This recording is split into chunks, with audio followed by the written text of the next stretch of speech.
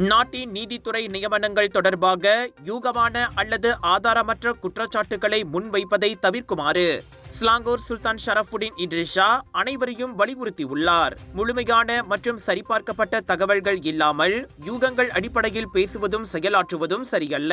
சட்ட அமைப்பின் நெறிமுறையை பாதுகாக்க இதுபோன்ற விஷயங்களை கவனமாகவும் உண்மைகளின் அடிப்படையிலுமே கையாள வேண்டும் என நேற்று நிறைவடைந்த மலாய் ஆட்சியாளர்கள் மன்றத்தின் 269வது கூட்டத்திற்கு தலைமை தாங்கியவருமான சுல்தான் ஷரஃபுடின் நினைவுறுத்தினார்.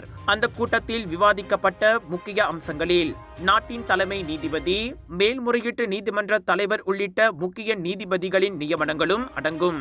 சட்ட விதிகளை, குறிப்பாக முக்கிய நீதிபதிகளை நியமிப்பதற்கான நடைமுறையை கோடிட்டு காட்டும் கூட்டரசு அரசியலமைப்பு சட்டத்தை கடைபிடிப்பதன் முக்கியத்துவத்தை அக்கூட்டத்தில் தாம் வலியுறுத்தியதாகவும் அவர் கூறினார். பிரதமரின் ஆலோசனையின் பேரில் பேரரசர் ஆட்சியாளர்கள் மன்றத்துடன் கலந்தாலோசித்த பிறகு முக்கிய நீதிபதிகளை நியமிக்கலாம் என ஜூலை 10ஆம் தேதி இஸ்தானா நகாரா வெளியிட்ட அறிக்கைக்கும் சுல்தான் ஷரஃபுடின் முழு ஆதரவை தெரிவித்தார். நீதிபதிகள் நியமனத்தில் தலையீடுகள் இருப்பதாக புகார்கள் எழுந்துள்ள நிலையில் 2 நாட்களில் நீதித்துறையின் முக்கிய பதவிகளுக்கான நியமனங்கள் குறித்த அறிவிப்பு வெளியாகும் என எதிர்பார்க்கப்படுகிறது.